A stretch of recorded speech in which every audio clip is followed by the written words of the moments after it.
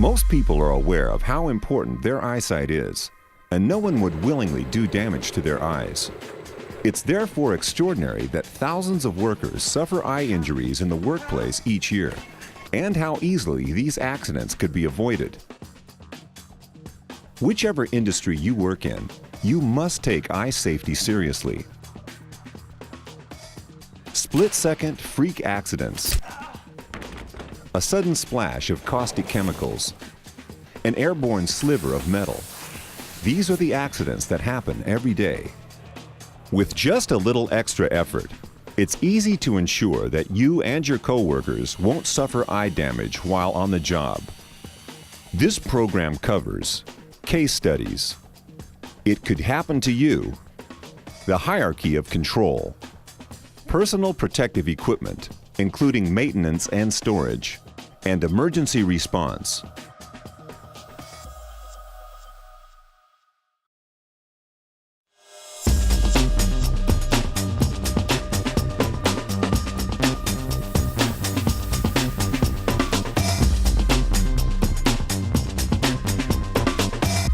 Common causes of eye injuries are flying objects, such as bits of metal and glass, tools, particles, chemicals, harmful radiation, and any combination of these or other hazards.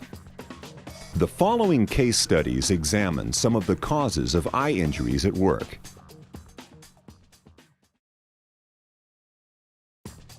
Case Study 1.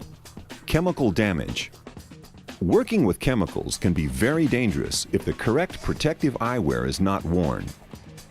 Even if the chemicals appear to be confined in a safe container, they can still splash up onto the face and eyes. What type of protective eyewear must be worn when working with chemicals or dangerous substances? Case Study 2. Light damage. Looking into extremely bright light created by arc welding or electrical shorts can cause eye injury if suitable protective eyewear is not worn. While some damage only causes temporary blindness, in many cases it can be permanent. What type of protective eyewear can protect your eyes from arc welding? Case Study 3. Airborne materials. Using pneumatic hand tools can be hazardous. Even when they are pointed away from the face, eye injuries can occur. For example, when using a nail gun, a nail can ricochet off a plate behind a siding and implant itself in your eye with incredible force. In less than a split second, your eyesight can be lost forever. Using the hierarchy of control, what steps can be taken to ensure that this accident does not occur? Case Study 4. UV damage. One of the more underestimated causes of eye damage is from the sun. When working outdoors, ultraviolet rays from ordinary sunlight can cause a significant amount of eye damage. Make sure your protective eyewear contain a UV filter. Tinting gives you protection from UV and glare. What can be the effects of eye damage from the sun? Case Study 5. Falling objects. If you are working or storing equipment at height, tools and materials can fall and strike a coworker in the eye. For example, if you are wearing a tool belt, it's important to make sure that all tools are securely fastened. How many different ways could this accident have been avoided?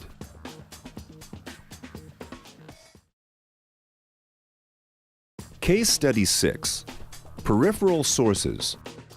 Even if you're not directly engaged in a potentially dangerous activity, you need to protect yourself if someone is working in your vicinity.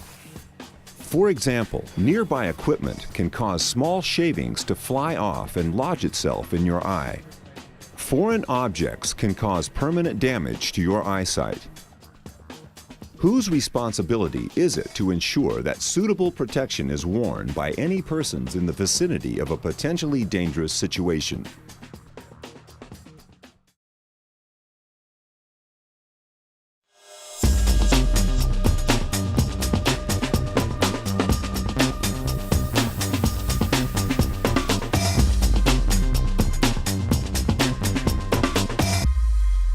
Matthew Murdoch lost most of his eyesight in a workplace injury.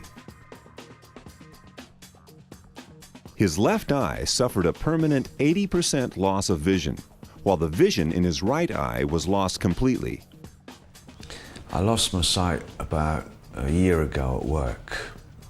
Yeah, a year and a couple of weeks.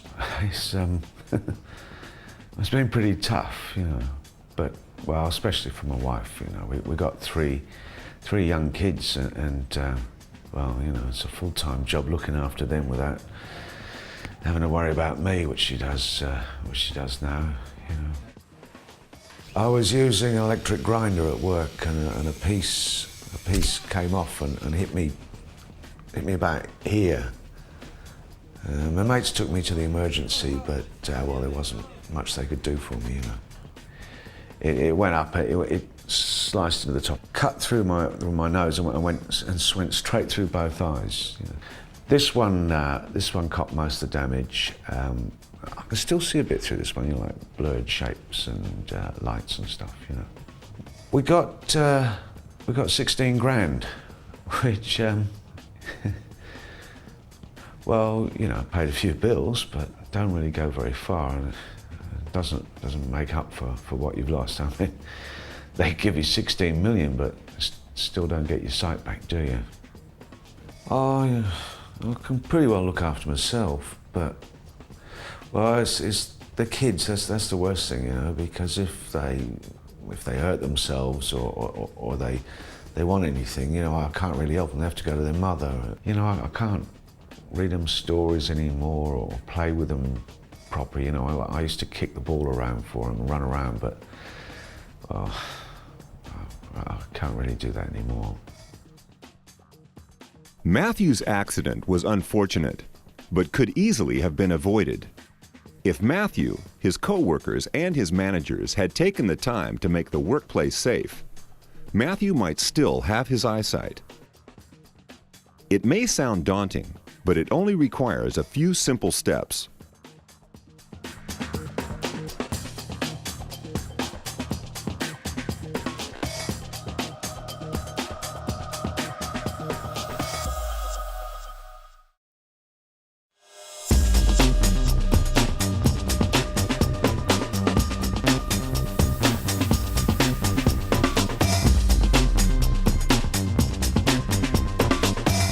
Each time you commence work, or before starting a task, it's important to assess any potential eye safety dangers. If you find any hazards, report them to your supervisor or manager immediately. An eye hazard safety assessment identifies potential risks. When risks are identified, control measures can be implemented and followed. The hierarchy of control for eye protection at work is elimination, substitution, isolation, engineering controls, administrative controls, and personal protective equipment. These control measures are used in combination with each other. Elimination.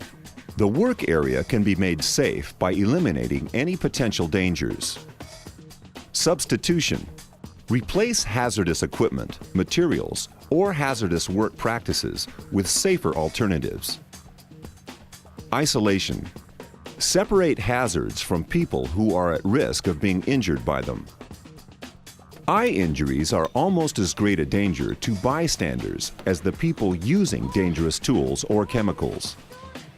Engineering controls. These are options such as exhaust ventilation for dust or fumes that can cause eye irritations. Machines that emit particles may need a guard or fitting attached. Poor lighting, which can lead to eye strain, can be replaced with suitable lighting so that tasks can be done safely.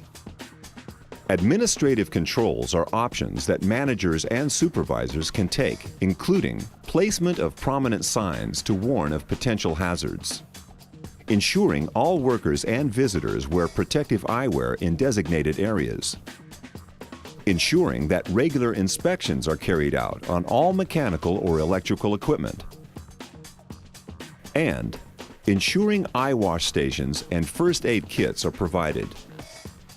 Personal protective equipment, or PPE, is the last control measure and should be considered after all other control measures have been exhausted. It is important to remember that very small particles such as dust and glass or metal splinters cause most eye injuries.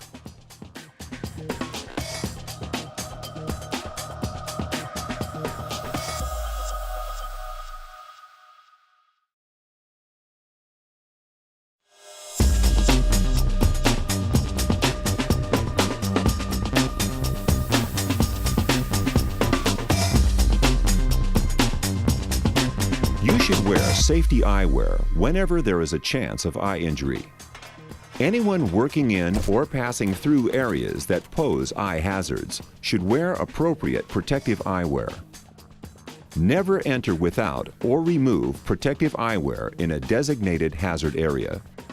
Safety eyewear protection includes non-prescription and prescription safety spectacles, goggles, face shields, welding helmets, and full-face respirators.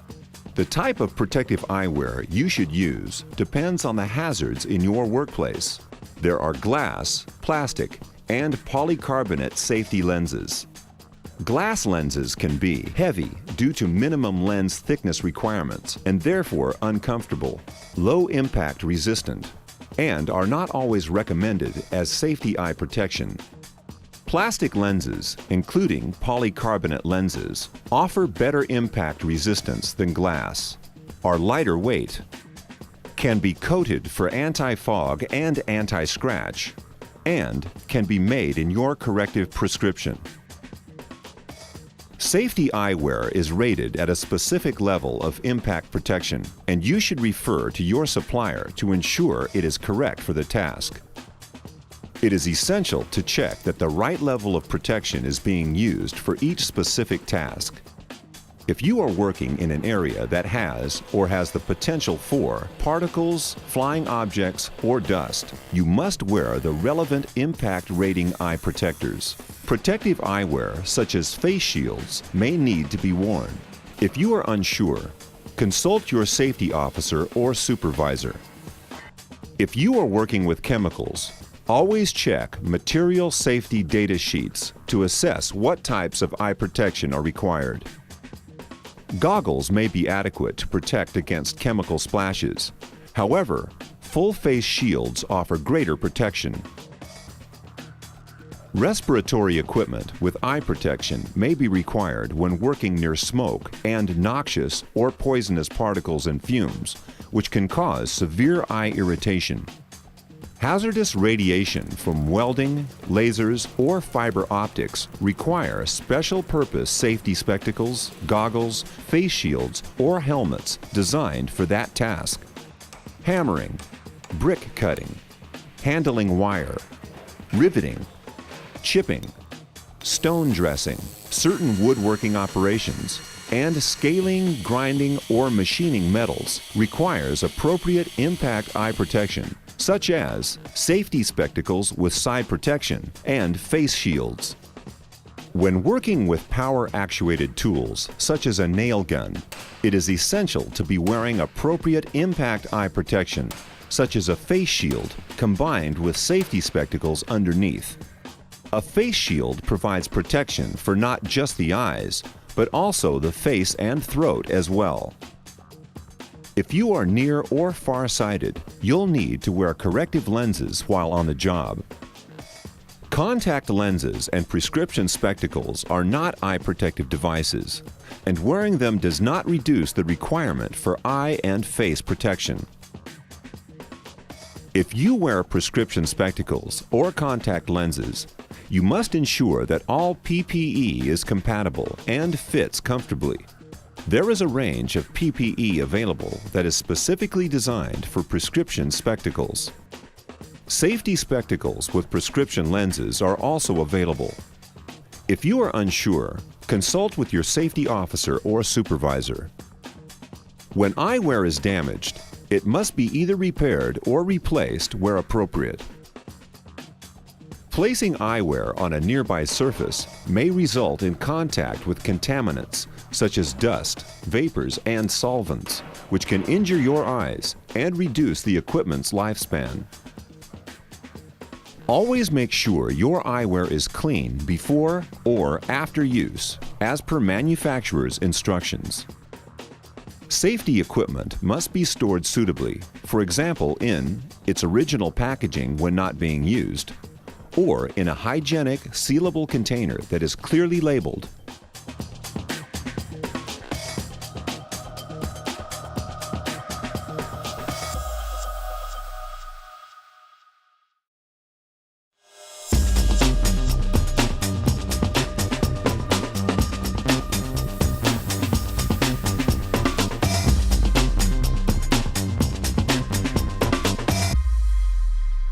The eye is an extremely delicate organ. Different types of eye injuries include a direct blow, chemical contact including solids and liquids, flash burns, free-floating foreign bodies, adherent or embedded foreign bodies, and penetrating foreign bodies. After injury, the eyes can be further damaged by inappropriate actions. Eye injuries can result in the eye weeping, blurred vision, bloodshot eyes, light sensitivity, pain around the eye, and the feeling of something on or in the eye, whether or not there is a foreign object present. In serious cases, you could lose all or part of your eyesight. Different types of eye injuries require different initial responses. Do not attempt to remove anything from an injured person's eye yourself, unless you have been trained to do so. In the case of chemical contact with the eyes or free-floating bodies, such as dust on the surface of the eyes, do not rub your eyes. Gently flush the eye with clean water for 10 minutes. Use an eye wash if possible. A sterile saline solution for eye irrigation found in most first aid kits can also be used. Instruct a coworker to contact your first aid officer, supervisor, or emergency services immediately.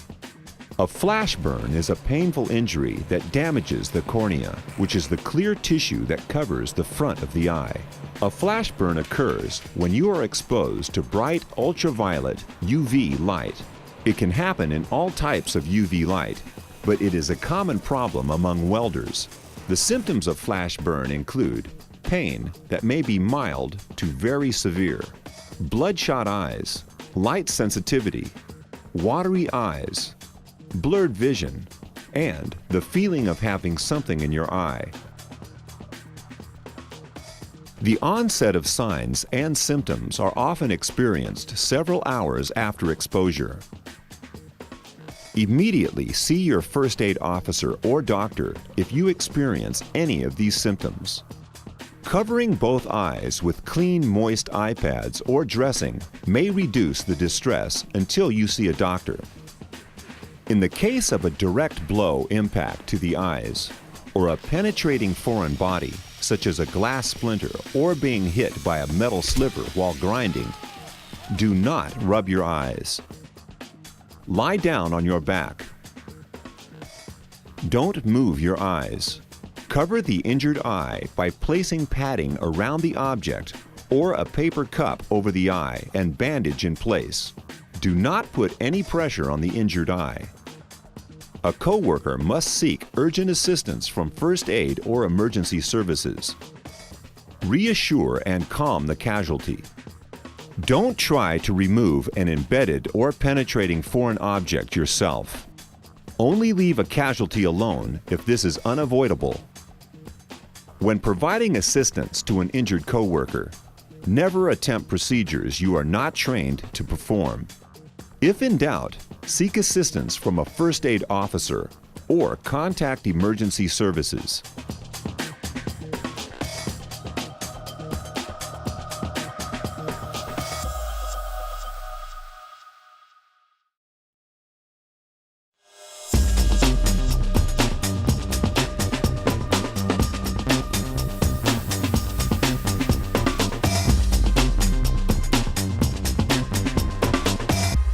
Following appropriate eye safety measures does work.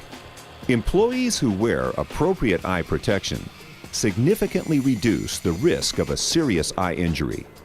If you do suffer an eye injury, the consequences can seriously affect your life. Remember, you and your coworkers can act together to prevent eye injuries occurring at your workplace.